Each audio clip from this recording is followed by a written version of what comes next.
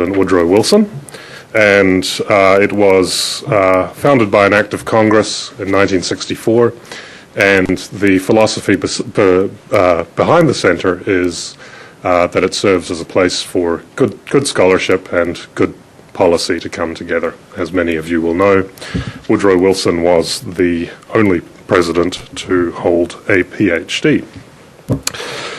And today we're going to talk about economic and political reform in Japan, which is always an interesting topic, and perhaps more interesting with recent events in Japan, particularly on the political side of things, with Secretary General Ichiro Ozawa, Secretary General of the DPJ, his aide being arrested on the weekend for shenanigans with political funds. And to help us discuss these issues, we have a great line of speakers today. We've got Patricia Maclachlan. She's the Associate Professor of Government and Asian Studies and Director of the Center for East Asian Studies at the University of Texas at Austin. She's also the author of Consumer Politics in Post-War Japan, and has co-authored a book with, co-edited a book with Sheldon Garin, who is also here today, called The Ambivalent Consumer. And she's about to release a book on the history and politics of the Japanese postal system, and that's coming out very shortly, and that's going to be the topic of her talk today. Our next speaker will be Ulrike Schaede. She's a professor of Japanese business at the School of International Relations and Pacific Studies at the University of California in San Diego. She's also held positions at Hitotsubashi University in Tokyo and the Philipps Universität in Marburg, Germany. And she's the author of Comparative Capitalism, Self-Regulation, Trade Associations, and the Anti-Monopoly Law in Japan. And she's the co-editor of a book called Japan's Managed Globalization. She's also recently released a book called Choose and Focus, Japan's Business Strategies for the 21st Century. And finally, we'll have Matthew Carlson talking about reform in political finance, and he's the Assistant Professor of Political Science at the University of Vermont. He's been a lecturer at the University of California, Davis, and a research associate at the Norwegian University of Science and Technology. He's the author of Money Politics in Japan, New Rules, Old Practices, and with Inoguchi Takashi,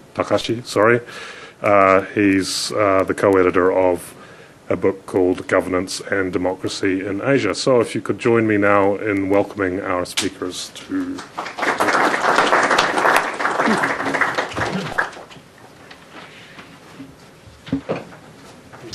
Well, thank you very much for that introduction, and I would like to thank the Asia Center for inviting me here today. I think I've spoken here twice before, and it's always a pleasure to come back, so thank you again. I'm going to talk about the history of structural reform from Koizumi to Hatoyama up to the present through the eyes of the post office, which is an issue area that I've been looking at for several years now. And today I want to, in explaining what's been happening under the current administration, I'm going to emphasize two themes. Very loosely, I might add. The first one I think that will come out, I'm not going to talk about it directly, but I think it'll be clear from some of my remarks, is that reform has very different meanings for these two prime ministers. While both prime ministers were very much concerned about shielding the population of Japan from the negative side effects of both globalization and the aging society through different kinds of reforms, they took very different strategic responses to that challenge. As we know, Koizumi was a liberal economic specialist who loved private markets. He wanted to shrink government and invigorate the private sector and make it more competitive and more efficient. Whereas Hatoyama, largely in response to Koizumi's handiwork, has been very interested in addressing the problems of the economically insecure. He is particularly interested in helping the weak in Japan, the elderly, those who live in rural society, rural villages in particular. So two very different tacts to approaching the problems that are confronting contemporary Japan. And my second point, which flows from the first, which isn't something I'm going to prove, but something I believe in, probably because I've been working on this subject for too long, is I don't think there's any other industry or sector of the economy that reflects more closely the political, economic, and philosophical priorities of these two administrations than the postal system. It really is a mirror for shifting economic and political principles, as I'll illustrate today. Now, putting this into some context, when Koizumi came to power, he confronted a number of very, very serious problems that were lingering from the collapse of the bubble in 1989-1990. He was facing deflation, very sluggish economic growth rates, problems in the banking sector, and under the first few years of his tenure, he really did a fair amount to correct some of those problems. The government introduced tougher banking regulation, the labor market was showing signs of turning around by 2005 when postal privatization was introduced, and household consumption and investment was showing more signs of contributing a greater proportion to growth over the long term. But familiar problems remained by the time 2005 rolled around. Small banks and firms were still quite weak. Deflation was continuing. The government deficit was growing still. And problematically, the tax base was shrinking and was expected to shrink continuously as the workforce declined in the context of Japan's aging society. So in the context of that background, Koizumi viewed this as a challenge on how to increase productivity in the economy without drastically increasing government spending. And his answer to that was structural reform, of course, by introducing institutional changes that would alter the productive capacity of industry by lowering costs and creating new incentives for investment. And as many of you are familiar, for Koizumi, postal privatization was at the heart of that endeavor. To his mind, and some economists will dispute some of this, he felt that postal privatization stood to do several things in terms of invigorating the economy. First, by freeing up the services and subjecting them to more market forces, he anticipated that there would be a greater diversity of products produced by the services, and that in turn would create more opportunities for investment by private firms. He also expected that government revenue would increase as a result of postal privatization in two ways. First of all, for many years, the state-run services had been exempted from corporate and property taxes, and that exemption is to be lifted under his legislation, although very, very gradually. And that will mean an expanded tax base for the government of Japan. And also the sale of shares by Japan Post Holdings, in particularly the financial firms, should over the long term, particularly between 2011 and 2017, also expand government coffers.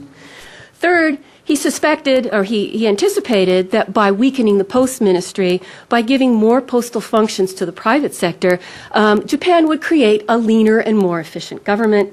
And finally, and most importantly, he believed, and so did his assistants in government who supported him on this, that postal privatization would weaken, which by all accounts was an increasingly inefficient system of government financial intermediation, whereby the government channels savings and insurance premiums from the postal services through government financial institutions into often very inefficient public corporations and local governments for infrastructural and industrial development. This is the so-called fiscal investment and loan system. And the postal services are at the heart, they're the font of resources for that system. So he believed that coupled with the reform of government financial institutions, postal privatization stood to drastically reform public finance. And in so doing, it would channel more household savings and insurance premiums into the private financial sector, and that in turn would help invigorate the economy, expand the tax base, and increase government revenue. So for Koizumi, postal privatization was far more than just a large visible symbol of structural reform. It really stood at the heart of the transformation of Japan's public financial system.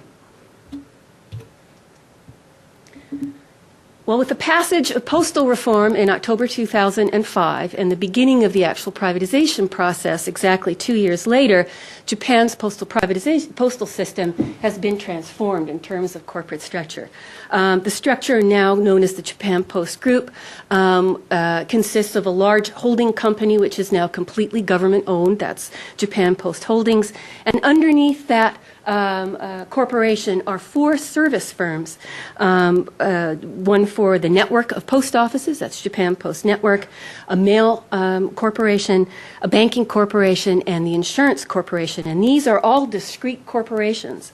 The financial firms are now to fall under the same laws and regulations that govern private financial banks and insurance companies. And starting in 2011, actually, it was supposed to begin this year because Japan Post Holdings was set to begin this now. Japan Post Holdings shares in the bank and insurance firms are to be gradually divested, and about 2/3 of the firms of the shares in the mail service will also be divested. So by 2017, the privatization process should be completed. So how is the process progressed so far? Well, if you look at some of the figures that came out recently in the disclosure of Japan Post Group, it's doing quite well if you consider it in terms of revenue. Over the past year, in which I think gains were particularly marked, net income expanded quite steadily and rather dramatically, with the exception of the mail service, which has been in a process of long-term decline, and it's been very, very difficult to reverse that. And I'll talk about that a little bit more later.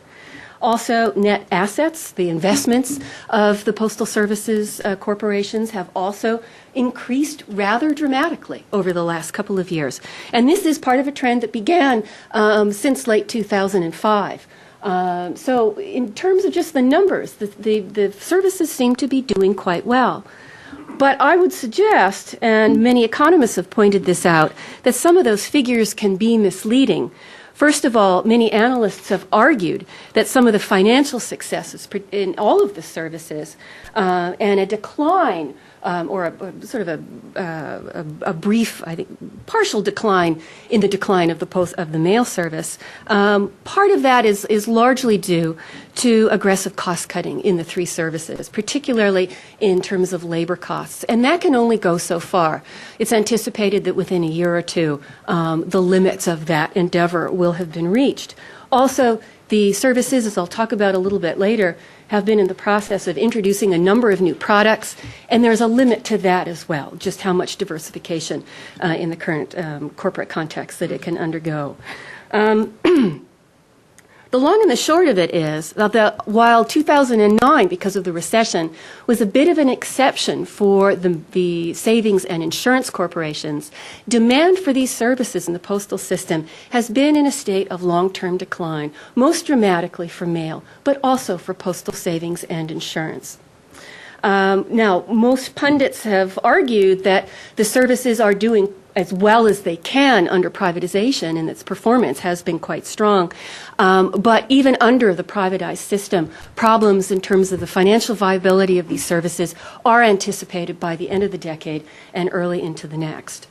There are other problems with the postal services that are of particular concern to the new Hatoyama administration, and they pertain to the division of labor amongst the 4 firms.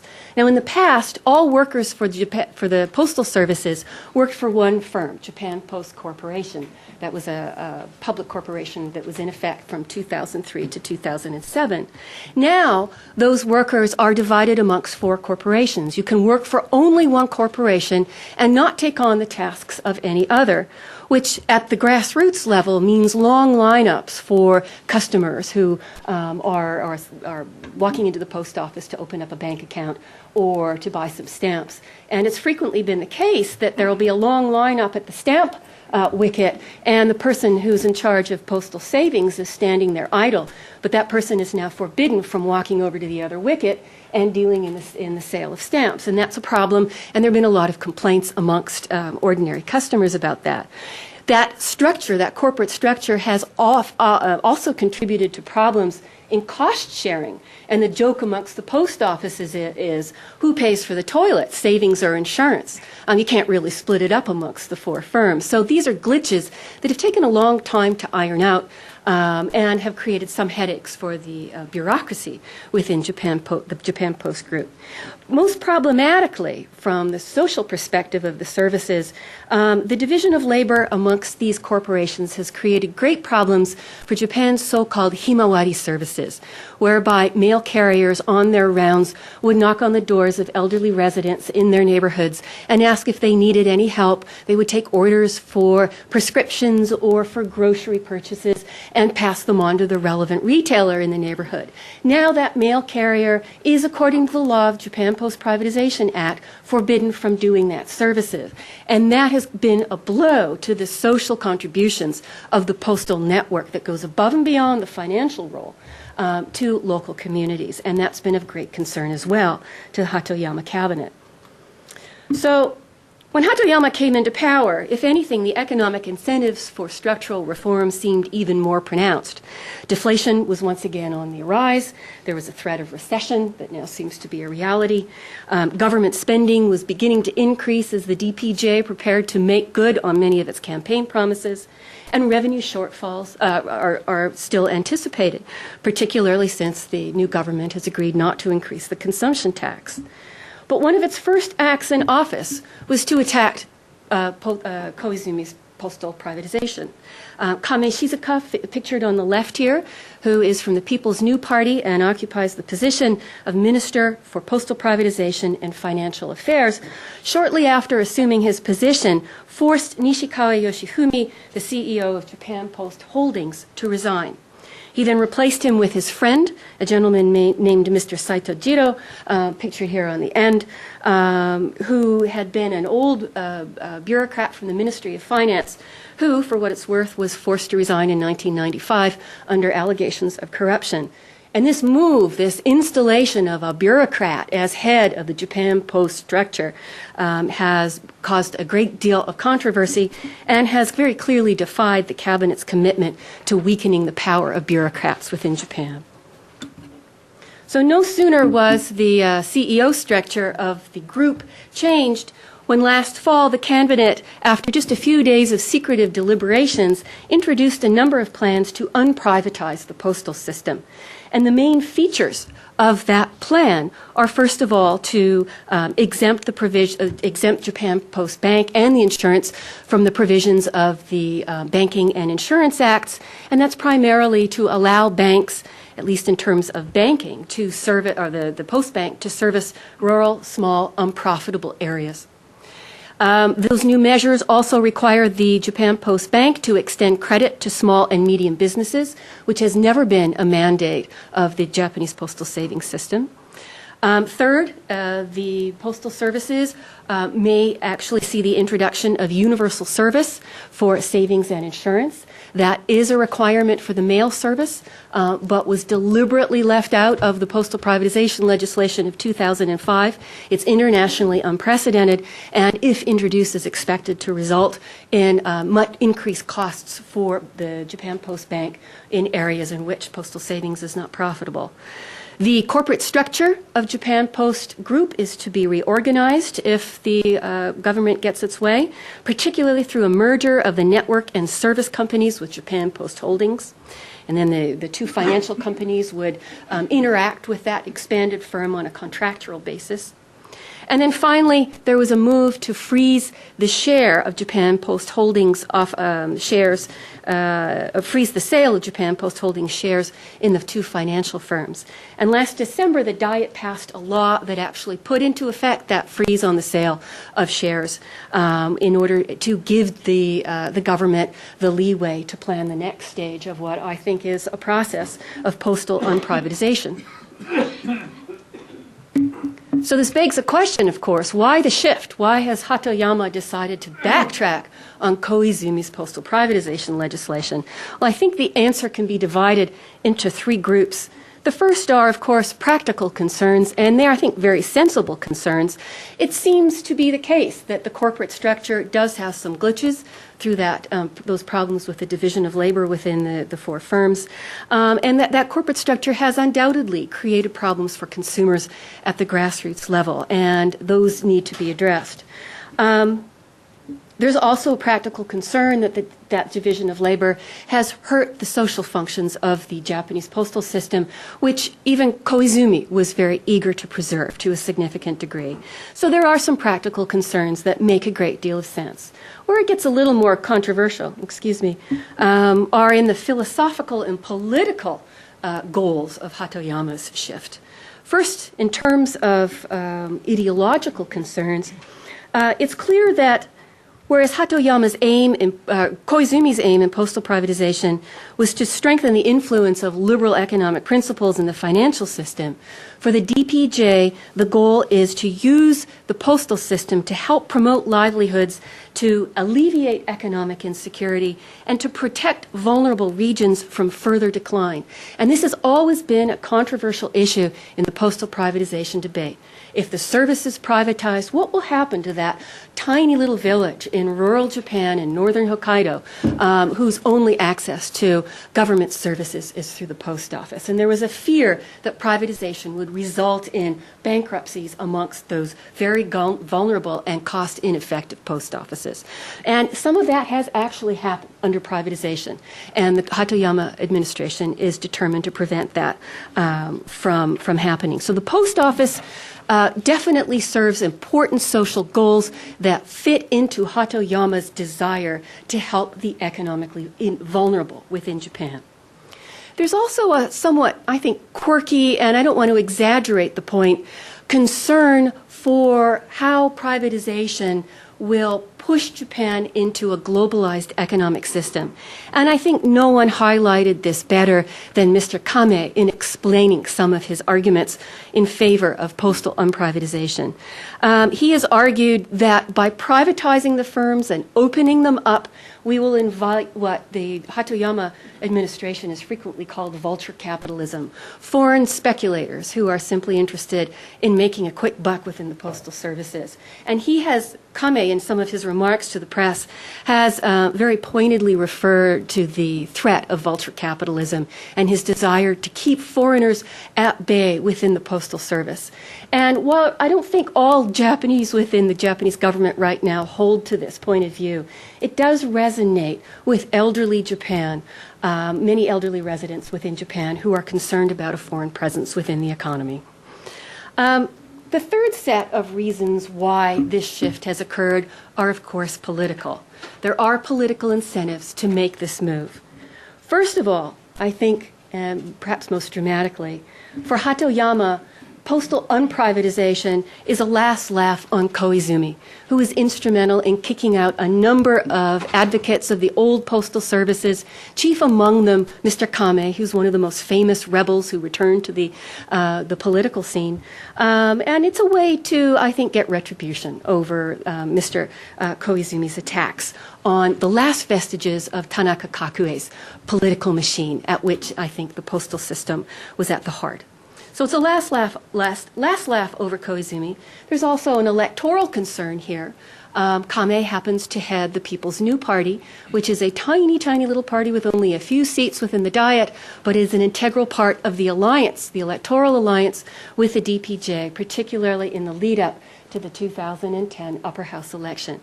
Hatoyama needs the PMP, which partially explains why individuals like Kame, who strike many as rather quirky and perhaps irresponsible, have the kind of clout that they do within the cabinet. Finally, under the rubric of political incentives, the DPJ has become the party of choice of the Postmasters Association, which used to be in the pockets of the LDP. The postmasters who are pictured here in these two photographs have come out in force behind both the PMP and the DPJ and bringing their vote mobilization machinery behind this party coalition. And I think the DPJ, of course the DPJ and the PMP together would like to maintain that coalition and that interest group support in the lead up to the 2010 upper house election. So there are very strong political incentives for this backtracking to take place. So what does it all mean for the economy? I think my personal view is that it poses many serious problems for the Japanese economy. And I'm just going to highlight three here. First of all, government control over services, the postal services, if the legislation that's now being set up within the cabinet actually is passed, and there's a strong chance that it will be, will make the government presence within the Postal Service stronger than it was between 2007 and 2003 and 2007. Now, that in and of itself isn't necessarily bad, but it will make Japan an international anomaly. The trends are pointing in the opposite direction of a government disengagement from postal services around the world. But more problematically, if the past is any indication, a continuing or stronger government presence within the Postal Service is very likely to result in a continuation of very ineffective economic investments using the proceeds from the Japan's postal savings and insurance companies. Also because, my second point, because of the potential increasing government presence within these two firms in particular, there's a threat that the so-called level playing field that Koizumi's postal privatization was supposed to create with the private sector will be unraveled. Since 2003, and in an accelerated form since 2005, and particularly last year, the postal services have introduced a number of new products and services for ordinary Japanese. And it's going to enable them to expand their competitive edge within their respective sectors. For example, just last year, Japan Post Insurance has introduced life insurance policies for corporate employees. It has introduced hospitalization insurance. It's now moving into medical insurance. The bank, Japan Post Bank, now sells individual variable incomes. It has new credit card and ATM services. It serves as a middleman for mortgage sales. It now has engaged in investment trusts, or what we would call mutual funds, and it has stepped up its sale as a middleman for government bonds. The mail service now provides internet shopping malls for foreign residents, including the Chinese. It's stepped up its package delivery services and is engaged in international logistics. And the network firm has introduced a new referral service to help customers around the country with home security and moving. They've offered new printing services and greeting card services.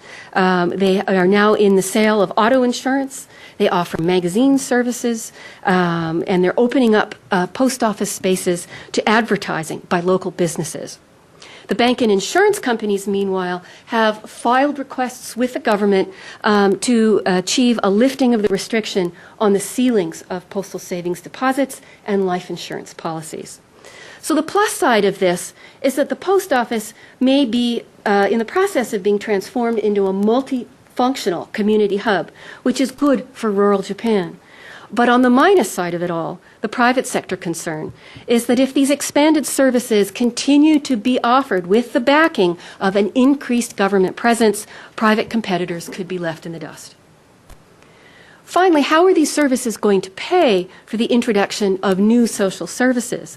Japan Post firms have done fairly well since privatization began in terms of increasing revenues. But again, these accomplishments are the result more of short-term factors than increasing consumer demand for postal services. The long-term prediction is that the value of the revenue and the value of these assets in the services will continue their long-term decline.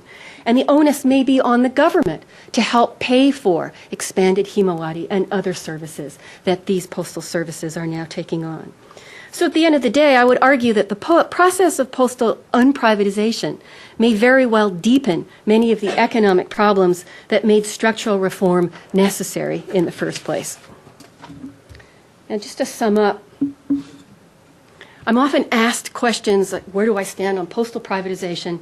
And I know it's kind of implicit in my remarks today. So let me just address that to conclude by asking one last question, which is the Hatoyama government doing the right thing by unraveling postal privatization? Should the old postal services be restored, if not preserved? I think in defense of the old system, it really is a truly distinctive set of institutions that served many of the financial needs of ordinary consumers. It adapted to the times to perform important social functions, and it helped knit local communities together, and through the FILP provided massive amounts of capital for infrastructural development. So the postal system will always be the target of nostalgia for those in Japan, and there are still many, who favor a strong paternalistic state and who harbor a distinct distrust of market forces. But I would also argue that the very factors that have weakened the developmental state in Japan have also weakened the effectiveness and the legitimacy of the old postal system from an economic perspective. The deterioration of the bureaucracy and its increasing susceptibility to political manipulation has led to highly inefficient investments of postal funds over the last few decades.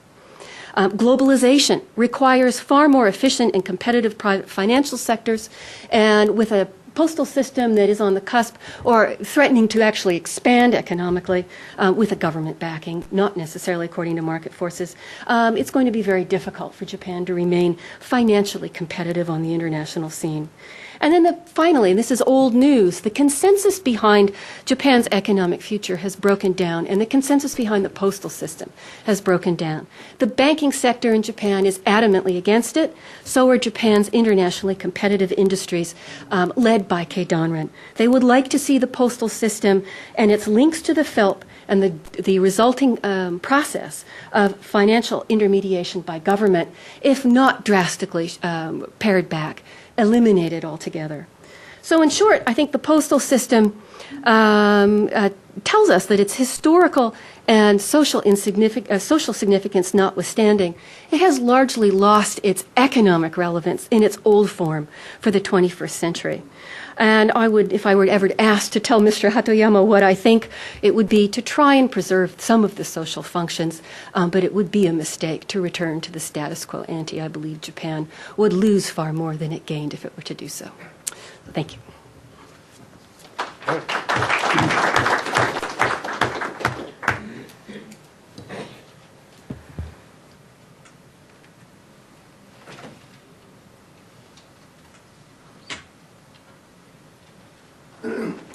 Let me too begin with thanks to the Asia program of the Woodrow Wilson International Center. It's a great pleasure to be here. What I would like to do here is shift gears just a little bit and talk about the economic reforms that Japan has executed between 1998 and 2008, and how the shift in government and the DPJ might affect these economic reforms and where business stands on these. As I do so, I will summarize some of the arguments that I have developed in the book that Bryce kindly mentioned earlier. Let me just, in case I run out of time, let me just summarize the 3 points that I would like to make. The first point is that the 1990s in Japan were not a lost decade. People have said that before. There's nothing new about this. I want to argue that Japan went through a period of reforms and repositioning that has, for the business world and companies, resulted in what I call a strategic inflection point. And I'll make that point. The second point I want to make is that this coming decade could become a lost decade for businesses. And the problem here, or the challenge here, is how the DPJ will push through some reforms that are badly needed, for instance, social security, but also to what extent will it unravel what has already been put in place. The argument that I will make there, by the way, is that the Koizumi reforms at the core are irreversible. So at the end, I'll conclude on a positive note. And finally, I want to make the point that Japan's business is much more resilient than it gets credit. And this has always been the case. I don't think that large Japanese firms were ever a puppet of industrial policy. But there are also some new and exciting developments that I would like to point out that we should look at in terms of the developments that we can expect in the Japanese economy. Okay, let me start with a quick language lesson. No worries, no grammar. There's an interesting Japanese word which is dasuru, and it means to extricate yourself from a situation. And one of the favorite words in my book on the labor market is the term dassara, which means to extricate oneself from the existence of a salaryman. It refers to the emergence of entrepreneurs and new business owners. I bring this up because I came upon this article in the Shukan Diamondo last October, and it referred to Datsu Koizumi. to extricate Japan from the legacy of the Koizumi reforms. And then the article continues to talk about Mr. Saito and the irony that the DPJ that was so against Amakudari and the old boys and the old LDP things would do exactly that, hire a former MOF bureaucrat to unrun the postal system. So that's Koizumi is the theme, right? So is Japan kind of extricating itself from the Koizumi reforms?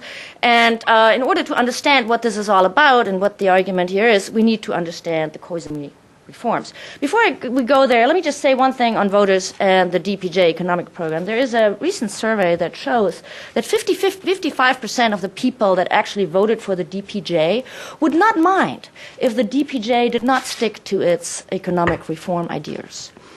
That's an interesting point to think about, and partially this is because Japan is not it's not that the voters are divided and they're either LDP or DPJ. The vote for the DPJ was more a vote for change, and it doesn't mean that all of the ideas of the DPJ were necessarily welcomed by these voters. They just want to change. What people do care about is the social safety net and infrastructure changes, and I'll get back to that in a moment. The business interests are very different. Most businesses are concerned. They actually kind of like the idea of less power to the bureaucrats. They really don't like the idea of more power to the politicians.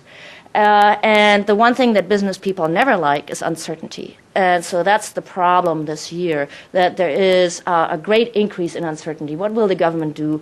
What will be the next legal changes? And that's why I'm a little bit concerned about the next decade becoming possibly a lost decade. The return from private to public is unequivocally bad in my view, and so I'll make this point in just a moment. Okay, so what is it that the DPJ wants to extricate Japan from? And so what I'd like to do here is summarize my research on the 1990s reforms. There was a long ramp up, but the first big thing was Hashimoto's Big Bang of 1998, which some of us, including myself, poo-pooed at the time. It's one of these Japanese deregulatory programs. At the end of the day, it made a mega change for business because it introduced transparency in accounting. Then came Mr. Koizumi with his leave it to the market. And so he had this thing, minkan ni yuraneru. So whatever the private sector can do, let's leave to the private sector. And that became his platform. And all of the changes that he brought through were based on this one idea. If you Google this phrase, it'll get you back to the Koizumi emails, and weekly he said this. It's quite clear about this. And so what we saw in the 1990s were just a multitude of changes, not only postal reform, as Professor Maclachlan just explained, but also in bank supervision, in healthcare, in telecommunications, in industry after industry after industry, and they all added up. Why these reforms suddenly in the 1990s? And here we need to kind of remind ourselves that, maybe we do remember that after the bubble collapsed, Japan was actually in a really bad spot, and it got worse and worse and worse. By 1998, the banking crisis was probably worse than we appreciated at the time. Globalization had actually finally reached the Japanese market after Japanese companies had started producing abroad, causing hollowing out. Now, imports from abroad reached Japanese markets, and so that undermined the pricing structures in the previously somewhat closed distribution system. The political entrepreneurship of Mr. Koizumi, and combined with social distress, a huge increase in things like suicides and homelessness, and made it visible to everybody that change was needed. So I argue that in 1998, Japan reached a tipping point where it just was time to do something, and that then allowed Mr. Koizumi to go in and change in a way that I think would be inconceivable in this city. A change, literally, a revision of literally every single law that pertains to business. Okay. So all of this came together into what I call a strategic inflection point. In fact, it's not my term.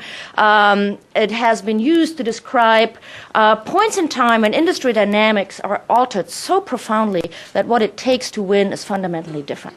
And previous examples of such a strategic inflection point would be the arrival of the internet and how it has changed the retail industry. Or if you want to go back in history, the arrival of telephony or refrigerated transportation.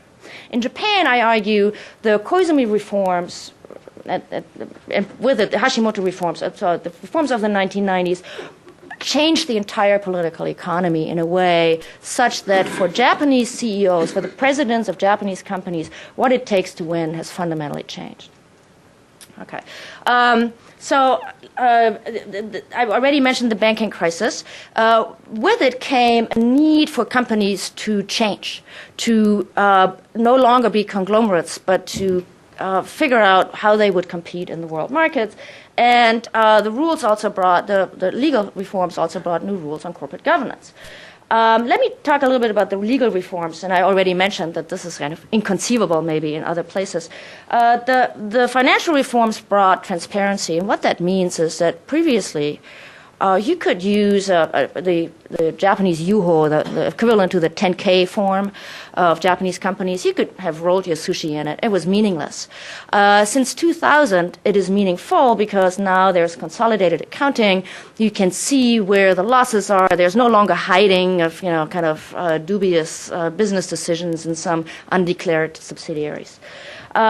If capitalism consists of free exit and entry, Japan has finally turned into a capitalist country in 2000 with the arrival of bankruptcy legislation.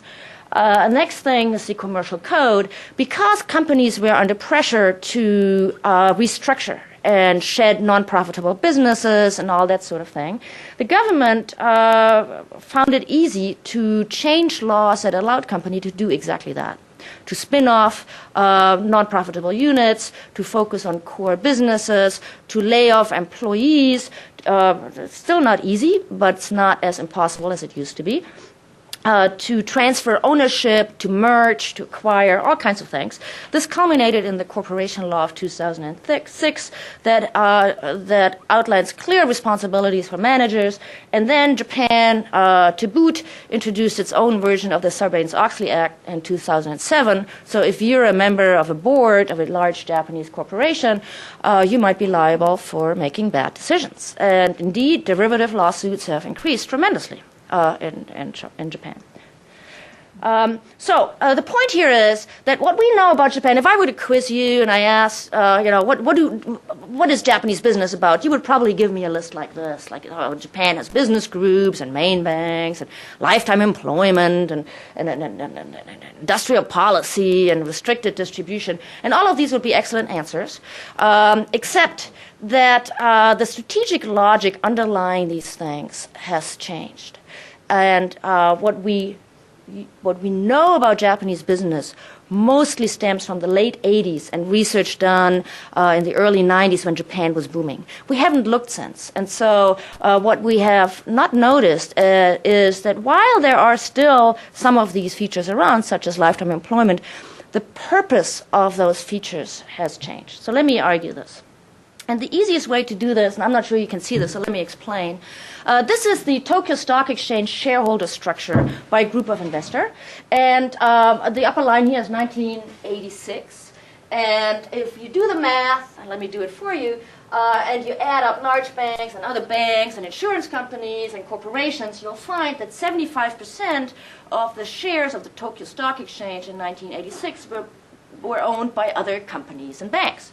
Now, fast forward 2008. The two largest shareholder groups are trust banks, which are custodians, and they collect a lot of money and invest it in the stock market, hunting for return on investment. And the other large group was 28%, give or take, of foreign investors. These two groups have fundamentally different purposes with their investments. They care about return on investment. They want to see good companies, and if the company does not earn any returns, they will sell the shares. Very simple. American kind of capitalism. This is a completely different playing field for Japanese CEOs, because in the old days what you needed to do is you keep your other corporations and banks happy. In the new days, you keep investors happy that will sell if you don't earn profit. Quite simple. So in the new Japan, if you are a CEO of a large company, you no longer care about market share or sales or being a big conglomerate. What you care about is fundamentally profits, right? And it doesn't take a rocket scientist to understand this. Let me not go down this point, but how do you increase profits? Well, you've got to focus on your core business and make more money there. Right? And that's precisely what has happened. So the large Japanese companies have refocused, and this is the title of my book, which is my translation of the business catchphrase in Japan of the early 2000s, which is sentaku to chuchu. And the Japanese government's translation of this is selection and concentration, so I turned it into choose and focus.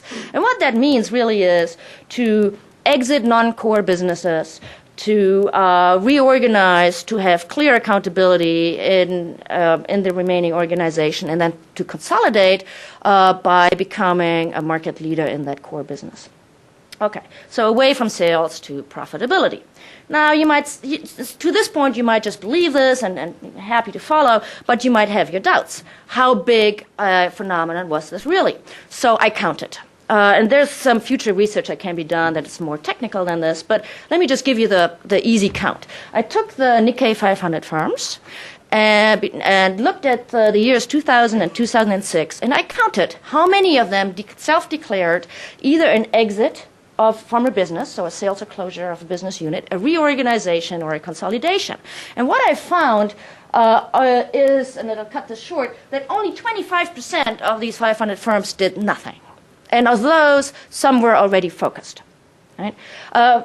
Putting this the other way, 75% of the Nikkei 500 firms engaged in refocusing activities in that period. Now you might say, well, was this just some of these bubble industries? And this is just a way of showing that there are minor differences across industries, but it covered the entire business world. Now, you might also ask whether 75% is a lot or a little, and we do have a benchmark, and that's the United States. We went through this refocusing in the 80s, and there's a longer story here, but let me just say that the research of the 1980s in the United States, using similar measures, found that roughly 50% of the Fortune 500 firms in that decade refocused. So Japan's effort of 75% of firms doing something actually compares in surprising ways. It's a remarkable episode in at least in Japanese business history. So the upshot of all of this is that 75% of Japanese firms have repositioned, and new firms have entered new markets. So let me just talk a little bit about what that means. In terms of economics and Japan as our trading partner and so forth. And the biggest problem here, the biggest point of this is that the new Japanese leadership by these newly refocused firms is not in end products but in materials and components. And our trade statistics go back to David Ricardo and it's a comparative advantage, and we have no way of measuring value added in the global supply chain. So we can actually not measure accurately how much we trade with Japan. All we know is that we buy a lot of stuff from China, but we don't know how much of that stuff is actually generated by Japan or sourced in important parts from Japan. And so here's a question for you. Who makes LCD panels? And if I ask my students this, somebody will raise a hand and say Sony. And the answer is no. Sony does not make any LCD panels. The large producers of LCD panels are 2 Korean companies and 3 Taiwanese companies and Sharp. Now, it turns out that an LCD panel has some 24 layers.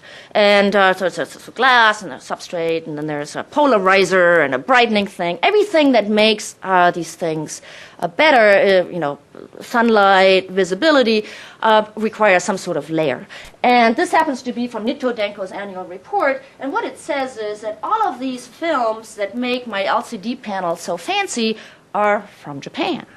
And this is the point here. The new Japanese growth is driven not by your old Mitsubishis, although they're doing fine, thank you. It's not the Hitachis and the Fujitsus. It's little companies like Ibiden, JSR, Nitto Denko, Showa Denko that are playing in these areas that are driving this growth. Let me make this point about the trade statistics in a slightly different way. If you look at advanced household electronics, and here we're talking cell phones, that sort of thing, and you look at Japan's global market share in the end product of advanced household electronics, what we'll find is that the Japanese market share is 27%. So this is precisely why people say, see, Japan has lost it. They used to own this market, and now they don't own it anymore, so it must be bad. I'd like to argue that that's not necessarily bad, because if we look at what goes into these advanced household electronics, we find that Japan's market share in semiconductor flat panel parts, cell phone parts, is 51%. And if we go and look into what goes into those parts, so truly upstream, adhesives to make semiconductors and that sort of thing, Japan's market share in the world is 65%. That is, every time we buy a flat panel display from Taiwan, there is an enormous amount of high-tech parts that go in that are made in Japan. Right? So this is the great news. And the reason this is great is actually the CEO of ASA has called this phenomenon the smiley curve of profits.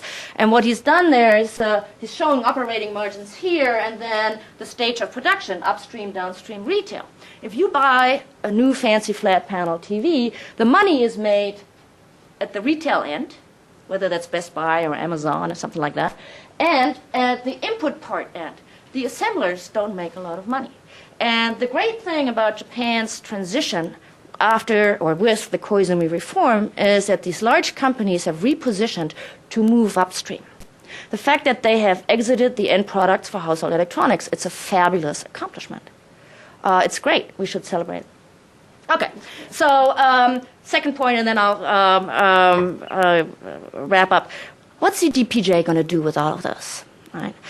So we have these reforms, and in my book I argue, and I'm still happy with that argument, even though it's now printed and cooled down. These Koizumi reforms are irreversible, and that is because it's not one law or one measure or one thing. It is a confluence of measures, including a complete change in the logic of the law and the possibility to sue business people for wrongdoing and all sorts of things like that, and the Tokyo Stock Exchange shareholder structure change. All of these are coming together in a way that no party can pull apart. So this leadership in upstream products is not going to go away. However, things could always be muddled up. And the core of the DPJ economic program is to build a meaningful social safety net. I'm all for that. So I would like to give the DPJ a year or two and see whether they can do that. And if they can, that would be a fabulous change for Japan, because it would allow more entrepreneurship, it would allow more risk-taking, it would increase the flexibility in the labor market and that sort of thing. The problem is that some of these DPJ measures on cutting back business reforms, including the postal reform, could backfire. And I would like to point out three areas where I'm particularly concerned. The first is labor. Mr. Koizumi changed the labor law to allow greater flexibility for large firms in hiring and then also dismissals. From a business perspective, that's fabulous because it allows companies to hire more because they know that they can lay off. The DPJ is slowly working towards undoing that. And I think the problem is, with undoing that, they're not going to increase more regular employment. They will increase unemployment because companies will not hire if they cannot fire. A second pet peeve of mine that I'm going to do some more research on in the future is the environment. And I don't think that increasing Japan's commitment to 25% of emissions reductions is going to help global warming one iota, because it's just production is going to move to countries where this is allowed. And I'd much rather have this production in Japan where emission facilities are advanced than in places like China. The third thing is banking, and Patty already mentioned Finance Minister Kamei, or Financial Supervisory Agency head Kamei, he took him no time to go on record to say, well, the banks should give more money to small farms. So not leave it to the market, but leave it to me to decide who should get more money. This is not going to spur growth among small firms. All it's going to do is going to re-invite the creation of little zombies and more inefficient capital allocation. Now, the good news here is that Mr. Kamei's second hand, Mr. Otsuka, has already watered this down. So it is not as if Japanese banks are kind of rushing to give money to small firms, but the tone of it, the idea that the government can tell banks who to give money to is a little bit worrisome. Okay. Let me skip this in the interest of time and just conclude on the DPJ challenge. I think that the challenge for them, for the DPJ, is not so much that they don't know what to do. Their program is great. The Social Security reforms are wonderful. Can they execute? And I think we should give them a little bit of time.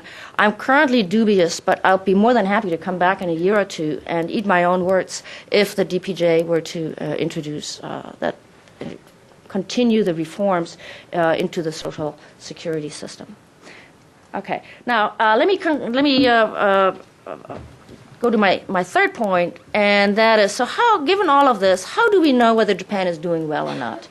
I've already told you that looking at the macroeconomic trade statistics does not tell us anything about how well Japan is doing these days. And so I've identified in my book a number of areas where we could look to measure ongoing change. So it's like measuring the temperature of the patient. One is, will new labor law interpretation survive the DPJ's effort of undoing it? And I think that we can see this, and for instance, there's a new law on dispatching part-time workers into the manufacturing industry. Is that going to go through? Is it going to be followed? Are there other laws like that? A second area where we can look is, will a market for corporate executives develop? And there are some very interesting moves that have occurred. One of the old Japan firms, so in my book I talk about the new Japan, the exciting, focused new Japan and the old Japan, and one of the old Japan firms is Hitachi. And even though it's an old Japan firm, I actually like Hitachi quite a bit because they have done something unprecedented. In June this year, they took the 6 top managers out to lunch and never brought them back in. On one day, they exchanged the entire upper management. I've never heard this in Japan, and if you have, please let me know. But I think it's unprecedented, and it's a sign for precisely this point, which is, will there be a market for corporate executives, and will there be replacements to push companies forward? A third point where we can look is, will companies continue their strategic positioning? So a way to know this is to figure out, do companies have a strategic vision? We can look at their annual reports. Are they asking strategic questions like, what business are we in and how do we compete? And to the extent that we see this spreading, we can be positive.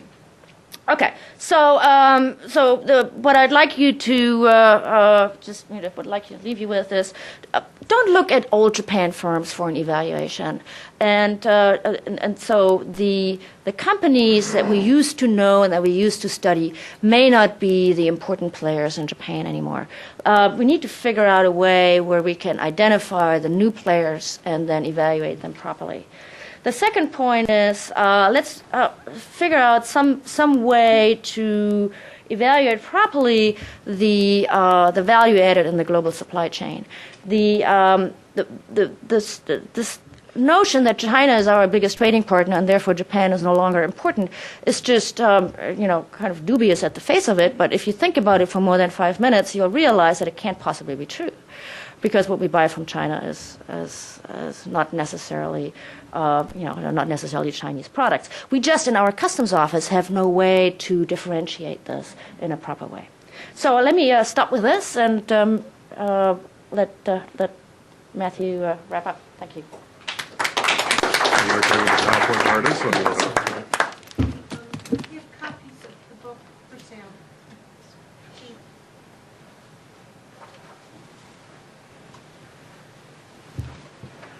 I wanted to thank my host for having me. Among one of the most important issues in Japanese politics is that of money in politics. In Japan, they also call this the problem of money politics. So what I want to talk about today is this very issue. So I'd like to talk about some of the current things that are going on. I'd like to give you some relevant background regarding campaign finance laws, and I'd also like to talk about some of the patterns I've uncovered shifting through thousands of pages of campaign finance reports. Also make a few educated guesses about the DPJ government and the prospects for further reform on this issue. Money in politics has been a prominent feature of Japanese politics. For most of the post-war period, money has flowed from big business to the coffers of the LDP. Money has also greased the corners of the Iron Triangle, the relationship between politicians, bureaucrats, and big business, contributing to both Japan's economic miracle, but also a never-ending cycle of campaign finance and structural corruption. One scholar of Japanese politics has even remarked that the system was so corrupt that it was beyond reform. Can you imagine that? A system so corrupt that it is beyond reform. The amounts of money in Japan's political system were believed to be among the highest in the world in the 1990s when scholars first tried to estimate this. Japan's campaign finance regime and issue of money in politics has also been subject to constant reform and regulation efforts and other changes that have made it interesting to study. Japan's post-war system was severely impacted in the early 90s when the bubble economy burst. It forced politicians, parties, and other groups to be more frugal.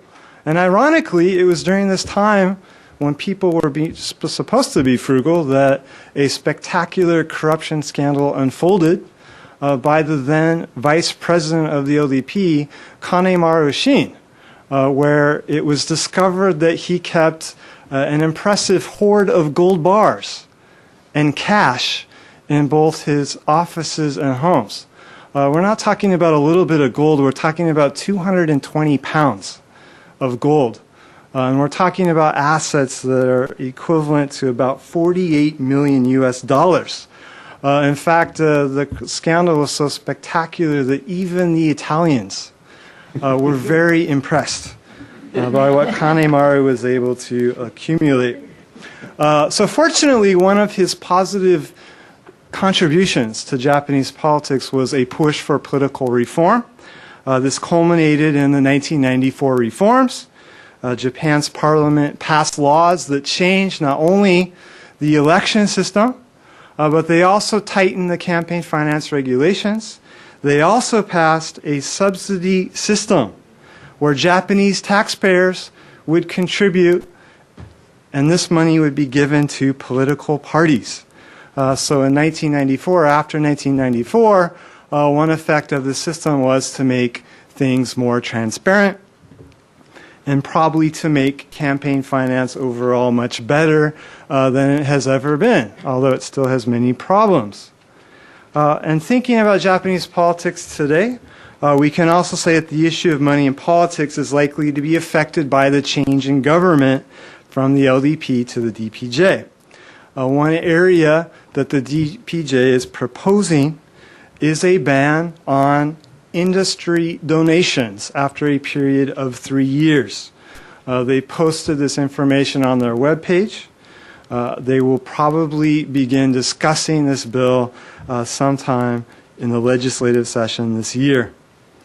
So while the DPJ is discussing perhaps some of these possible reforms, it is also reeling from 2 corruption scandals of its senior leaders. Its president, Hatoyama Yukio, he comes from a very wealthy family. His mother has been giving him a sizable allowance for quite some time.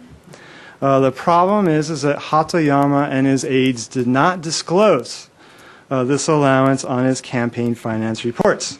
More embarrassingly for Hatoyama, it was revealed that some of his aides had sort of cooked the books on his campaign finance reports by listing deceased people that had contributed money, which was quite embarrassing for Hatoyama.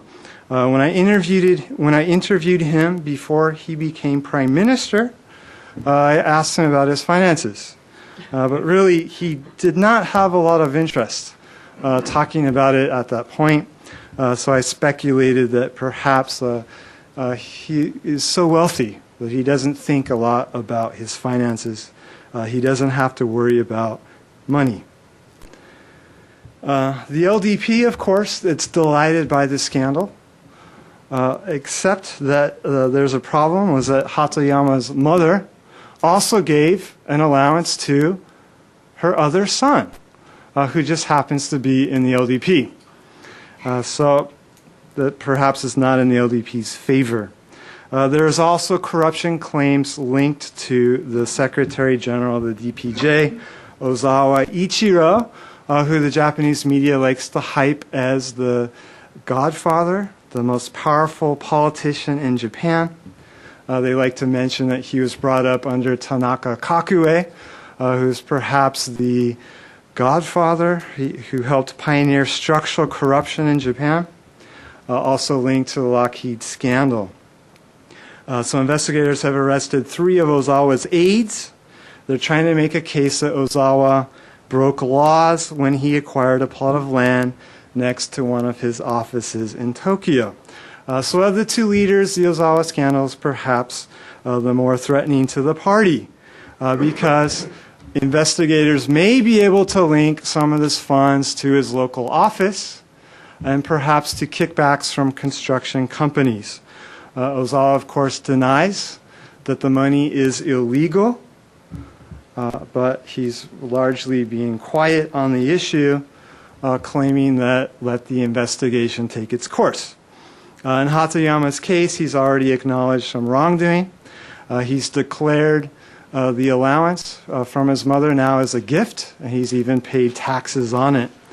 So let me say a little bit about the Political Funds Control Law, which was established in 1948 as the main set of regulations to deal with the financing of political activities.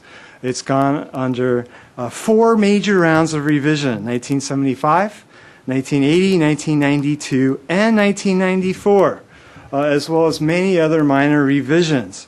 What I can say about this law, from studying this law, from efforts to reform it, is that major revisions have not been very successful.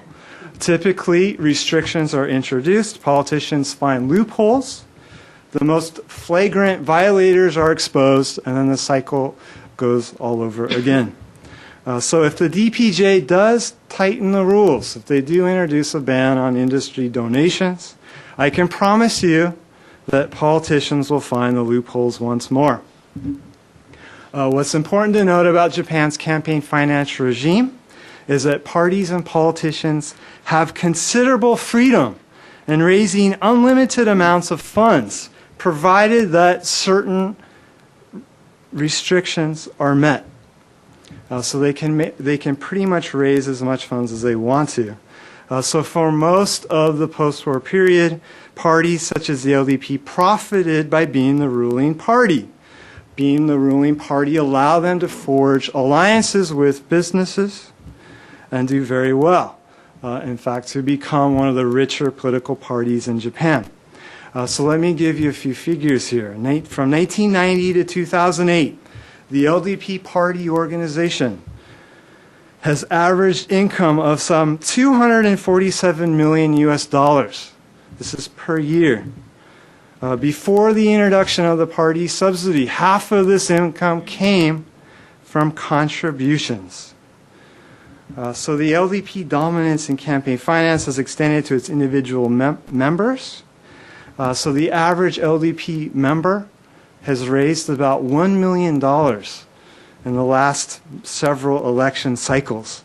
So let me put this into perspective with the DPJ. It's a relatively new party. It's only officially formed or reformed in 1998. Compared to the LDP's 247 million average income, it averages only 110 million, less than half of what the LDP raises each year. Individual members of the DPJ, instead of LDP's 1 million average per year, they only raise about 300,000. But what's interesting is that some of the conventional wisdom on money and elections in Japan is being reversed in the last two elections, where you have candidates with not a lot of money that are winning seats. In 2005, Koizumi's LDP candidates, they were able to defeat many of the incumbents that had opposed postal privatization. They beat these incumbents with little money. In the 2009 election, also many of the DPJ candidates had little experience, they had little funds, but yet many of them were still able to win the election. So one interesting puzzle is what factors are driving some of these changes? Why is some of this conventional wisdom in Japan changing? So let me give you a few factors that we can speculate about. First of all is the impact of institutional structures like the election system. So they adopted a new election system. It's a mixed system. It combines single-member seats with proportional representation. So one of the effects of the system perhaps has been to reduce some of the costs of elections. It's made support groups, traditional support groups in elections, perhaps less important. Another factor that may explain some of the changes is the introduction of the subsidy system for political parties. I want to say a little bit about this because it's been relatively understudied. So since 1995, every Japanese citizen pays about 250 yen a year to the subsidy. That's about $2.50 to fund political parties. So the Japanese government distributes about $272 million a year to most parties with a few exceptions. So here are a few patterns that emerged when I studied the system. With only a few minor exceptions, the DPJ has become the party who derives the largest percentage of its income from the subsidy. Since 2002, it has received about 80% of its national party funds from the subsidy. Individual DPJ members receive about 25% of their income from the subsidy. In terms of the LDP, about half of its income comes from the subsidy. This has been great for the party because it's been having a hard time collecting contributions since the early 90s. And a third factor we also need to think about is the role of voters. The revolt against the LDP leadership and LDP policies. One reason why the LDP lost the 2009 election is because of a string of unpopular leaders since Koizumi. Many of us would probably struggle to remember all of their names. There was Aso Taro. There was Fukuda Yasuo, who lasted a year in office.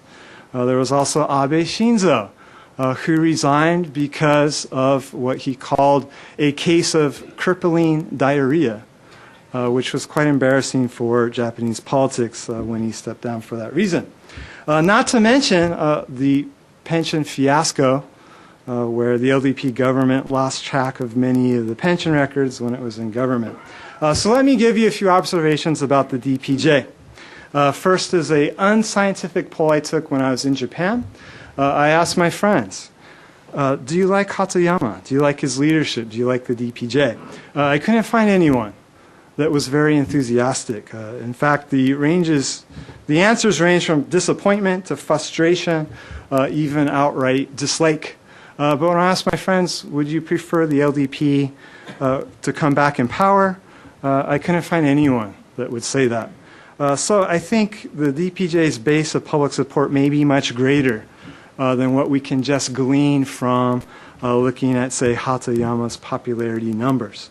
A second point about the DPJ, they're not going to solve Japan's money politics problem. It's very likely they will pass important legislation that will change some of the existing framework. The ban on contributions from industries is part of their campaign pledge. I think they have a good chance of passing that. I'll have to add that that proposal is not necessarily from the DPJ alone. I've heard that proposal coming from the LDP.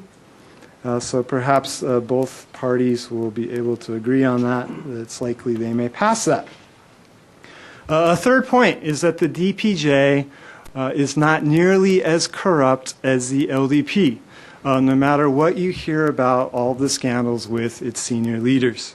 When you become the ruling party, you face greater scrutiny by the media, by the law enforcement, by your rival parties.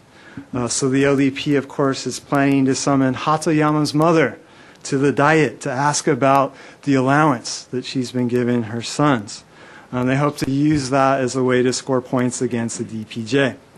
So we'll see the DPJ still in the papers.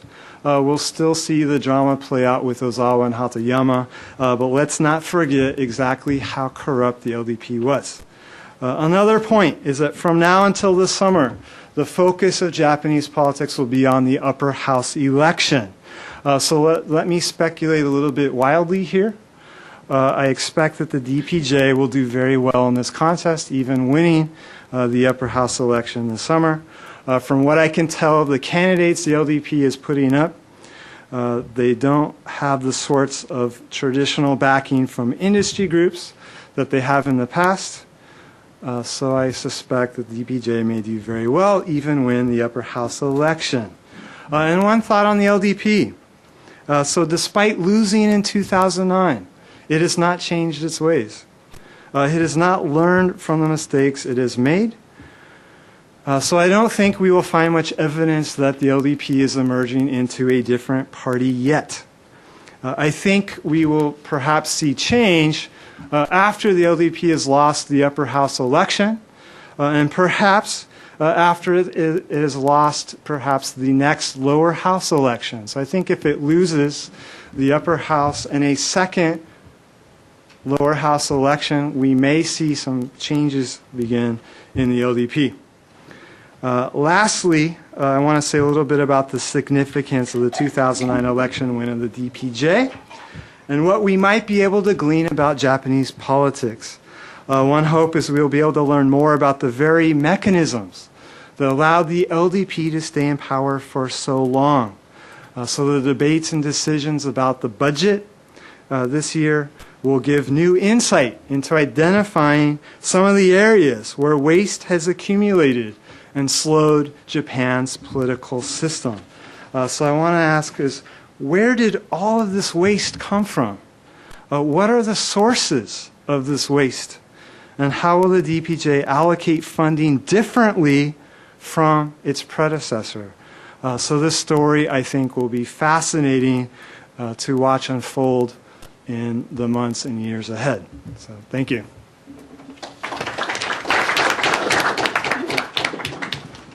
Okay, great. We've got just under 45 minutes for questions. So if you have a question, please raise your hand. I'll point to you, and could you please identify yourself by your name and any affiliation you might have? My name is Louis Cohen. I'm a trade consultant here in town, former SII negotiator back in the day before you guys were all born. Maybe not. I was fascinated by the presentations on the post office and on the changing structure of Japanese business and its relation to the problems pressing on the Japanese economy. And the third presentation was related in a way, but I wanted to focus on the first two. One of the driving forces, is I've learned in how Japan works, is the existence of some sort of political/popular consensus around which the Japanese polity can coalesce. And I gleaned from Ulrike Schaede that there is a new Japan, there is a new paradigm, at least at the basis of industries upstream in the supply chain. I wonder, whether that is the foundation for a wider public consensus on the direction of the economy and ultimately the direction of politics, how deeply this new approach in the economic realm is reaching beyond that, or has the potential to reach beyond that.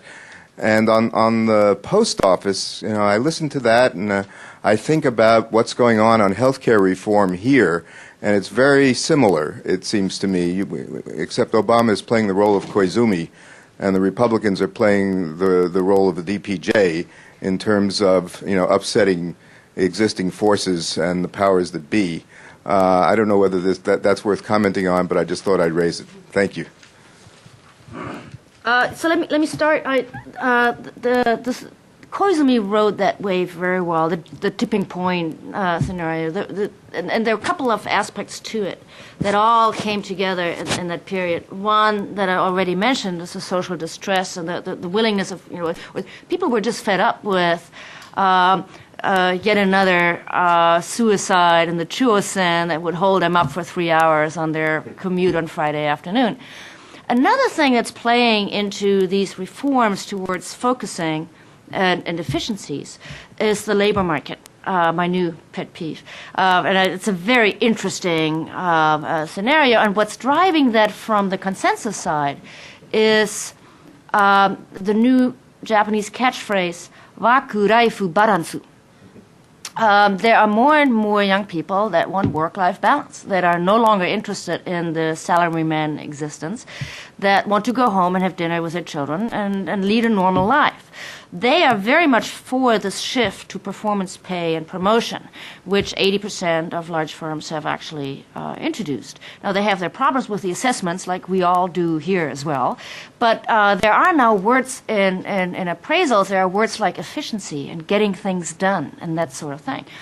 And the reason I mentioned that in response to your question is that that ties together with this need of large companies to change. If you change from a large conglomerate that's also run in many businesses to a very focused, profitable firm, you have to change the formal organization of your company by promoting people for other things. You have to have different people, and you have to have a different work culture where people want to get things done. And so that's happening at the same time.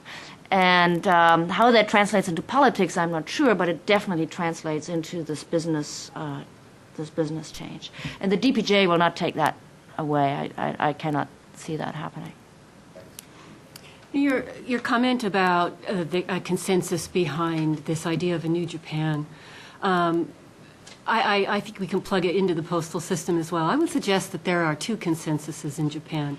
One of younger, more dynamic, forward-looking employees of new companies that Ulrike has described, which supports this kind of change. And they're backed by other private sector actors, certainly by competitive businesses in Japan and certainly by Koizumi.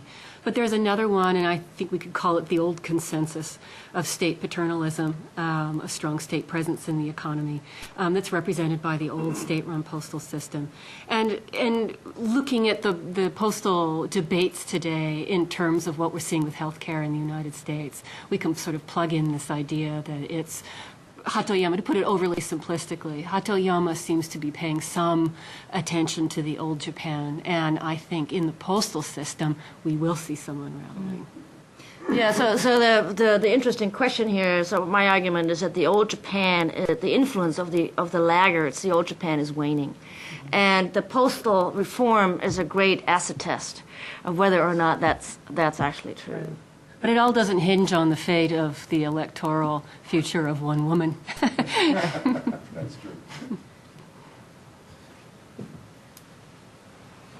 true. Oh yes, I forgot to mention, if you could just wait until the mic comes around before you ask your question. Thanks. Yeah, Chia Chen, freelance correspondent. I have a question and comment to all three of you. Yeah. For example, Professor Maclachlan, I don't agree with most of your summation of the election or post-election. Yeah. And then I just go to a very big thing. Post office in anywhere is a problem. So there's a need to change. But the way Japan diversify the post office is too much. For example, bank, they do the banking business, and that's not just a problem. Also, that's will cause some. I would predict if this is the way, going to have a financial crisis in the future, like United States, because you cannot govern the banking business now. So I think it diverges too much. This is not a way to do. Maybe, but anyway, in my prediction, post office is in big problem. I think this diversification is not just help; it's going to create lots of problem for the Japan. And for Professor Schaede, the thing is this: I also have lots of things disagrees with you. Just two very important. You said that change all the top manager. I think that the way should do, because now Japan is doing a very basic change, and also top manager is all dog, so they are not another way now. You got if I'm the handle this company, I get a new one. I tell them what to do, and they will do. And another thing, you talk about environment. The environment is based on the manufacturer. If Japan take any manufacturer out, then they could say it. But if they have a manufacturer in Japan, that because we talk about global warming, basic is the produce CO2. Yeah, no matter what you're going to have. And for Professor Carlson, I don't know much about the political money in Japan, but I know what's in the U.S. Okay, lots of corruption and lots of greedy. And the way is this, because we don't think about is we have too many lawyers. And lawyer can change the thing. Lawyer can make the bad thing to good thing, like solve money. Money is money. Why there's a solve? Solve money means pay money. Thank you. Your comment about over-diversification of the postal services, I think, is right on the money. And it's important to note that it's not Hatoyama's fault that this is happening. It's actually Koizumi's fault. The nature of the compromise in his postal privatization legislation enabled these postal services to introduce a number of new products that give it a competitive edge over the private sector while it was still under the protection of the government. And that is inherently unfair. So, and that's going to continue, I think, indefinitely. So no matter what government is in power, it seems like they're poised to give the postal services a boost. And that's not what Koizumi originally intended. I've had several people tell me that both he and Mr. Takenaka Heizo, if they had their way, they would have eliminated the postal services altogether. But that was the result of political pressure. You mean privatized? No, not privatized. Kill it No, that's all. really is not privatized. This is another thing. This is what doing now is public to more public. What is privatized? I don't know what you people use the price term there. Should I?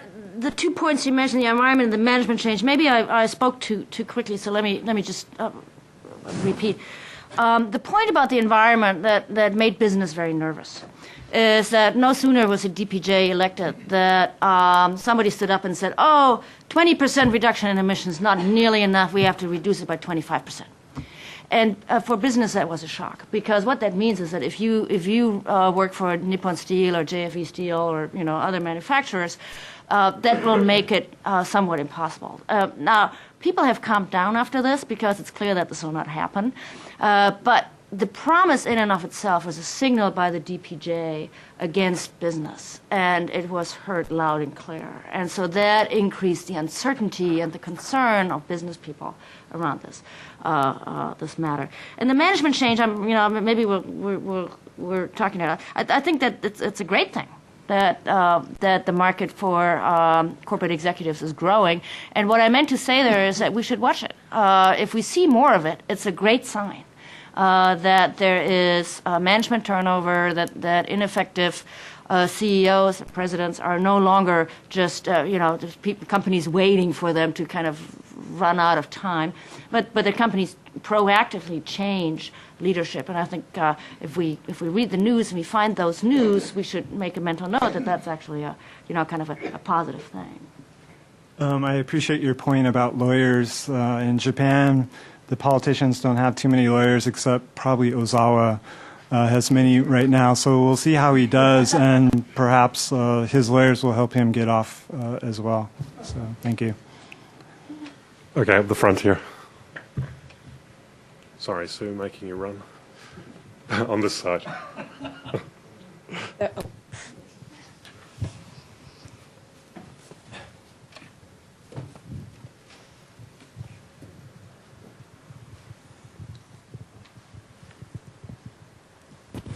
Eric McVeigh, the Institute for Foreign Policy Analysis. Ulrike, first, if I could ask for a specific point. I liked your phrase that Japanese firms were shifting from sales to profit and from stability to, and I missed the next word in your slide. Do you remember what that word was? Probably competition. Okay. So, and what that refers to is, yes. I don't need you to scratch my back and I scratch yours, and we're all buddies and we have stable cross-shareholdings. All I need to do is compete. So if you help me with that, we're friends. If you don't help me, I'll make other friends. More generally, and I certainly reveal that my first impressions of Japan were clearly before anybody on the panel was born. But I guess it's would probably be seen as extraordinary, or would have been back then, for two Western females to have done the studies that you did. But that brings to light, is there female leadership that you are encountering in corporations as things are shifting? And if so, what is that doing to the salaryman tradition? So the data on women in management ranks at Japanese firms is still somewhat disappointing, but we need to understand that this is a more recent development, and so Japan might be 10 years behind. The numbers are increasing drastically, and there are a number of reasons why. Some are institutional. There are more and more corporate daycare centers now, so women can actually go and work. They don't have to stay at home anymore. The second reason is that there are clear corporate policies about forcing employees to take jobs in other cities or other countries. That used to be, even though it wasn't intended, it used to work against women who wouldn't want to take their children out of school and that sort of thing. These policies have changed. So you can have a domestic career now, and you can stay within the head office and have a career. So it's taken on slowly, too slow for some taste. But the changes, if you compare it to 50 years ago, are remarkable. One of the reasons that, one of the push factors for this were the so-called gaishike, the foreign companies in Japan. And a lot of highly educated Japanese women, of whom there are many, started working for the gaishike, having great careers. Meanwhile, the Japanese companies were realizing that they're missing out on a great pool of talent, and that with looming labor shortages, that they could not afford that. So here's one data point that gives me a lot of hope in this regard. Mitsubishi Bank, which is one of the most conservative banks, it's the conservative bank of Japan. In its recent hiring round last year for career track employees, filled 33% of the positions with women. So there's a data point that gives us an impression. Great. Mindy. Really quick question for Professor Carlson. So with Ozawa, what's going to happen? And just, I have Ulrike's book. We have a few copies to sell because we had a program yesterday. Ozawa's in charge of election strategy for the upper house, so he's keeping his mouth quiet now. He'll keep his mouth quiet until the election is over. and then perhaps after the election, he'll think about whether he wants to make a more detailed statement. It's likely he can drag out his case for years by not saying much.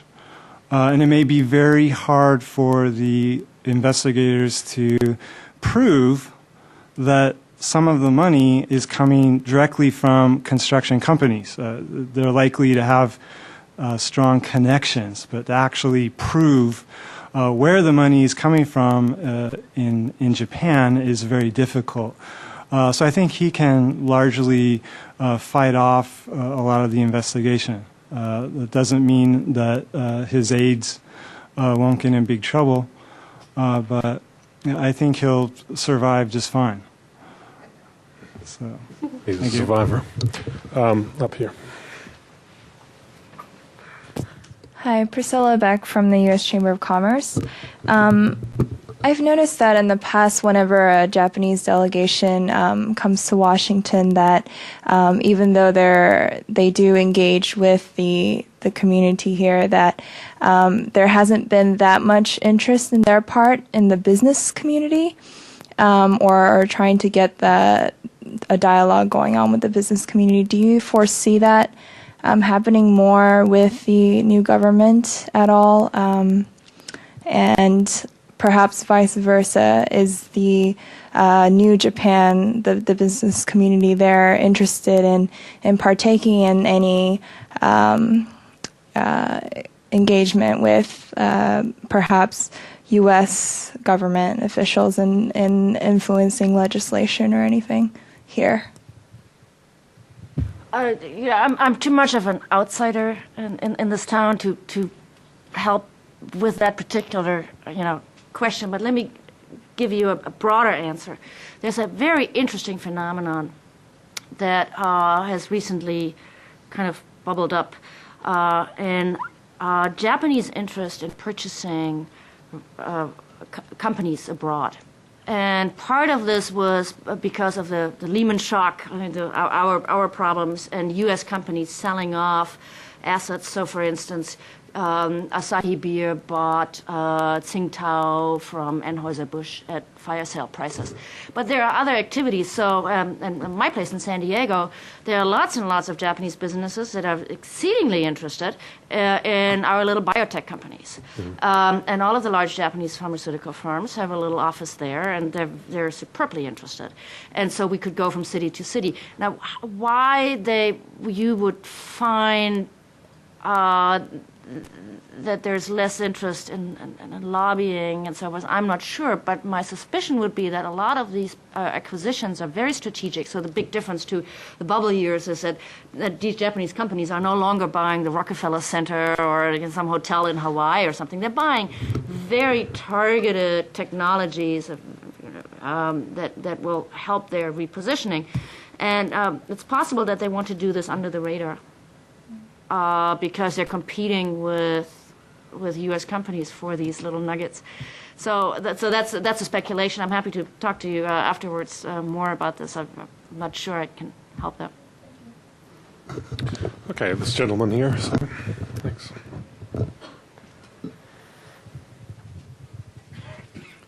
This is a question, Mr. Carlson.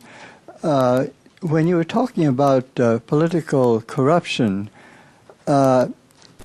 I wondered if you could comment on the changing content of corruption. That is to say, the uses for which funds are required in politics. In the old days, it used to be mostly wining and dining and the normal kind of thing you think of as corruption. More and more, I wonder whether or not new expenses, such as the great cost of printing thousands of very well-done color photographs of the candidates and putting them up in all sorts of places, and other expenses are not driving. That is to say, I'm interested in the content of the corruption. That's a very interesting question. If we look Historically, at corruption in the lower upper house, you'd see a peak in the 70s, perhaps in the 80s, and then after that time, literally now, you don't see as many incidents of corruption. If you look at the types of corruption, I think you're right, whining and dining, you might see a lot more bribery sorts of corruption. But probably within the last 10, 15 years, you also see many sort of minor, more administrative types of corruption. So we have corruption still in Japan, but it's really of almost a different kind of form, partly because politicians and parties, they have less money, people are more frugal, donors are more careful, there's more scrutiny of reports. So we see a lot of times politicians are struggling to get funds, so they just happen to break a minor restriction, and then they get in trouble. So we have to sort of sort out types of corruption. So I'm happy to elaborate more on that, but that's just a few insights. But I agree that at least what we think of today, or if we think of Ozawa's case, this is much more something that we might have heard in the 80s or back during when the LDP was in power. So his case is exceptional. But really, overall, there's not as much corruption today, and it's a lot more for more minor things. Ozawa is an exception. But then again, he's part of the old LDP. So, thank you. Good. Shell, have you got your hand up? Thank you. Sheldon Guerin, I'm a fellow here at the Center. This is a question mainly for Patty Maclachlan, but maybe for Ulrike as well. You've talked about the distinction between old and new Japan. I'm a little uncomfortable with that because it does suggest that we all know exactly the trends and history of the 21st century that's really just unfolding now. And I feel compelled to ask about the 800-pound gorilla in the room, which is the global Great Recession, and maybe another 800-pound gorilla, the United States, as a model, or maybe not such a great model anymore. And I'm wondering to what effect these recent trends, the ones that the Japanese and much of the rest of the first world is looking at now as they think about how they organize and reorganize their societies and economy, to what extent the Great Recession is affecting things, and very specifically in the case of postal reform, as we know, it has in a sense vindicated some of the forces that liked state regulation and re-regulation. And in particular, I mean, you'd see the French, who still, like the Japanese, have not done a whole lot to privatize their postal system, their postal savings system. They're feeling very good. Places that did, like Belgium, that sold off its postal savings system to a Dutch bank, Fortis, now finds that the Dutch bank Fortis has actually been largely taken over by the Dutch government and the Dutch taxpayer. So there seems to be, you could say, slowing, maybe not utter reversal, but things are in limbo now. And I mean, I'm a historian. I don't quite know where things are going, but social scientists always seem to know where things are going. And I just wondered if, in light of what's happening, if you could comment on the impact of that on events in Japan. From the perspective of the postal system, I think it's really important to note that the debates have always been extremely complex. And it's very hard to pigeonhole them in one trend or another. Many interests involved, all with very different philosophies and visions of how Japan should develop. What I found very interesting, and I often use this in lectures that I give about this, is some of the debates that we're seeing today against privatization were very present within the LDP before it was passed. In fact, right after Koizumi succeeded in passing his legislation, Nakasone came out and wrote a very interesting newspaper article that got translated into the Japan Times, in which he bemoaned the loss of, for lack of a better word, an old, gentler, more paternalistic, more caring, warmer Japan that was guided by the virtues of Bushido, and how Koizumi politics and theater had destroyed it all, and we were on the road to a crass, market-oriented, American style, and this was really clear, American style market-oriented political economy and society. And those sentiments go even deeper in the LDP. And so when Hatoyama came along and said, we want a gentler Japan, he was speaking in the tradition not only of members of his own party, but some of them who come from the LDP, but also from many within the LDP who really did oppose Koizumi. And I think what's given him more strength is the recession. And there has always been skepticism about Koizumi's reforms, but the recession and the rise of unemployment and the I think, underscoring of the problems that are arising over the last 20 years as a result of structural reform that pit rural and urban Japan and self-employed versus the salaried worker that have become more and more pronounced, I think gave added momentum to Hatoyama. So I'm also a little uncomfortable with saying there's Japan heading toward change and some resistance. There's a lot of mix between the two and a lot of overlap. And I think the postal system really shows, that whole saga really shows some of the complexities. And I do sometimes oversimplify it for the sake of argument. But I agree with you. I think the recession is key. Yeah, let me just reiterate that. I mean, when I coined these old and new as adjectives, I didn't mean that everything pre-98 is old and everything after that is 98 is new, and we know this. It's rather meant to be an adjective for a different type of company or a different type of thinking about things. And so they can coexist, right? So right now we have old Japan companies. Construction was mentioned, and we can find a lot of old thinking there. And we have these new Japan companies that are, the Googles of Japan, if you wish. And they're different in style and management practices. So from a management perspective, it makes sense to differentiate them. I don't mean that there's some sort of historical necessarily differentiation. The 800-pound gorilla of the Great Recession is an interesting story, and I could go on for hours. I won't. But the interesting, so what the financial collapse of the U.S. meant for Japan was basically a perfect storm, because it coincided with the drop in the Nikkei, caused by a unprecedented fall in the crystal cycle, which is semiconductors and LCD panels and that sort of thing. The complete global slump, so no exports, and a host of other things. And the interesting good news for the new Japan companies, the ones that have repositioned and operate in upstream components, is that they're the first to pick back up. So if you look at whatever set of business data you want to look at, exports, outputs, you will find that there's an uptick beginning in August of 2009.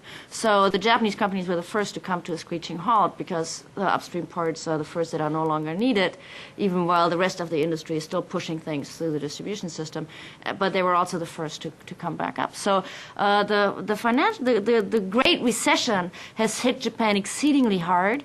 But the refocusing that I'm talking about has allowed some of the Japanese companies to recover from this, to take different measures in response, and to recover from this shock faster. I'm not sure the U.S. is a good model, but I think that China is the worst model when it comes to capitalism. So let's hope that Japan finds its own strategic thinking about how to win. I think you asked, right, whether the U.S. is a good model for Japan. Oh, I wasn't thinking of China. I was thinking of some European models. Oh. There's just 20 seconds. There's a very interesting parallel between Japan and Germany. And the German industry is going through the same thing, and German society is going through a very similar thing. So there are some parallels, and so we can discuss that later. Right. Okay.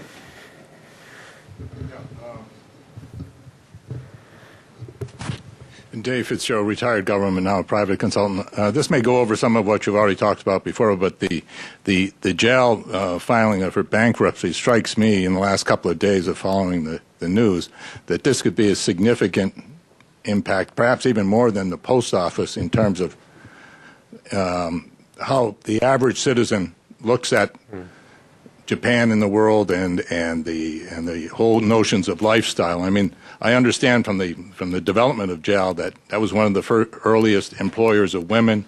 There's a lot of status attached to anybody working in any aspects of JAL, and airlines and foreign travel and all that. All that seems to be coming crashing to a halt. The last 50 years of JAL's ascent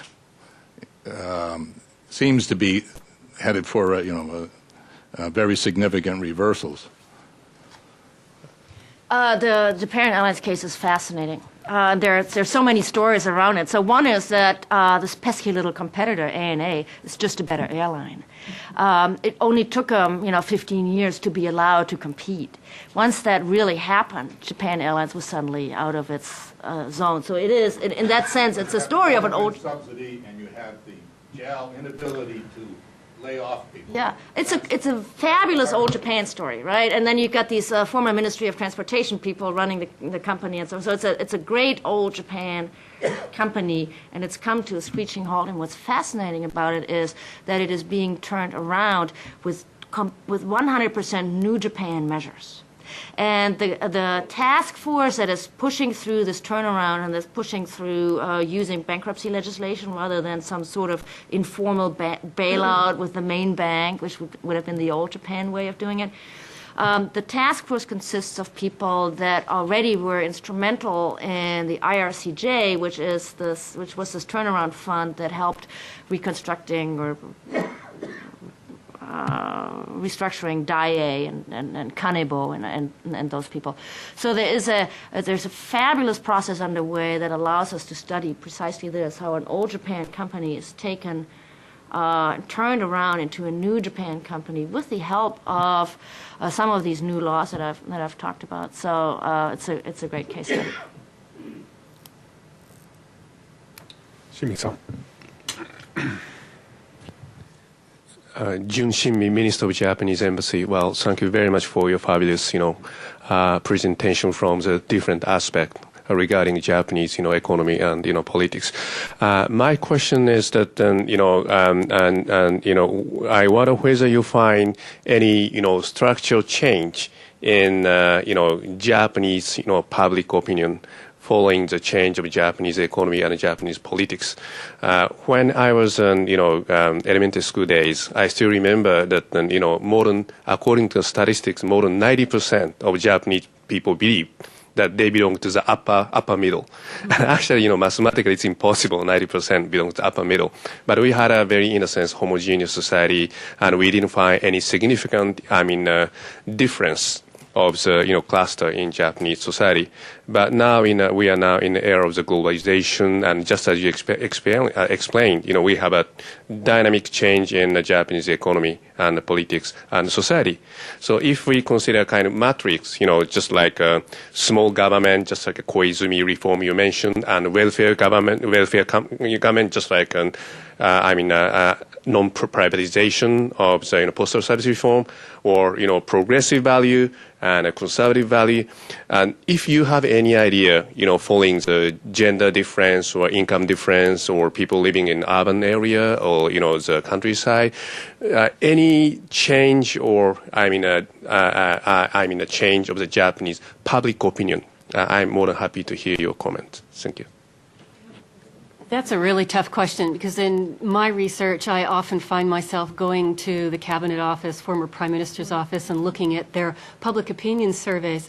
And in the case of postal privatization, I was always struck by how public opinion would change with the political times, depending on who was determining the parameters of the debate. I have frankly not seen good public opinion polls about what the Japanese feel about structural reform in general. And I think, but if I were to hazard a guess, I would say that we're not going to see anything consistent, nothing like when you were growing up. I think, as you pointed out, that Japan is really so diverse right now, and there are many different sorts of opinions about how Japan should move forward. The case study that I've looked at, I do see there's sometimes dichotomies, and that's why it's a revealing case in some ways. And one of the dichotomies that I didn't really talk about in this particular presentation that has come up again and again from the early 80s when administrative reform was the buzzword under Nakasone was how do you feel about deregulation, about letting markets do more of what they can do about market retreats. And I think still today there's a great skepticism of American-style deregulation and privatization that would force the private sector to take care of what the Japanese would view as the public interest. There's, I think, still far more trust in government for all its problems and corruption, and a belief that there is no other actor in society but government to take care of some of the issues that deal with Japan's society, the common weal, the common good. I would say that those numbers are starting to decrease, and there's more willingness to change and so on, and to follow the trends of, we'll call it a new Japan. But there is still a lot of resistance, and I think it comes from those who have been left behind. So I want to first agree. I mean, if there's one takeaway from my research as well, is that if anything, there's just more pluralism. So it used to be that we knew one Japanese company, we thought we knew quite a number. I'm not sure that was ever true, but the variance across Japanese companies has just increased dramatically. There is no such thing as the Japanese company anymore. They're very different strategic positioning. I would like to just throw just a little wedge into what you just said, and say, Mr. Koizumi had enormous public support when he launched his success, and I wonder, Patty, whether you can explain that. And the third thing, I'm going to give you a moment to think about it. The third thing I want to raise is in my studies of venture capital and entrepreneurship and the funding of new business formation, I interviewed a large number of people they're now working for venture funds. And the common theme is that underhandedly, but honestly, people say, you know what? We're discovering one thing. It's great to be rich. And it used to be, of course, that everybody was middle class, and those that were rich wouldn't talk about it. And then, as you know very well, 2 years ago, the bestseller in Japan was this book about kaksa shakai, the uneven society with haves and have-nots. But part of this is driven by a large number of people saying we don't want to be middle class anymore. It's great to be able to play in the market, and if you work hard, you will be rewarded. And so that's a great thing. And I think that theme is becoming stronger. I would agree with that. Your comment about Koizumi is an interesting one, and I'm sure Matthew will have some comments about that as well. I would venture to say that many Japanese who flooded to the polls in September 2005 voted not for postal privatization, they voted for Koizumi. And I think the poll statistics really highlight this.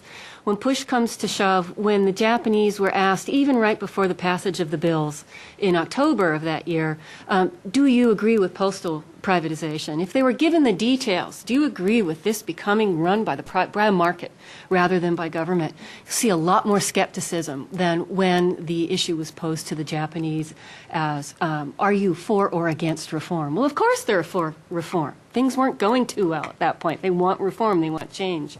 But when it came down to the actual details, there's a lot of skepticism and a lot of worry.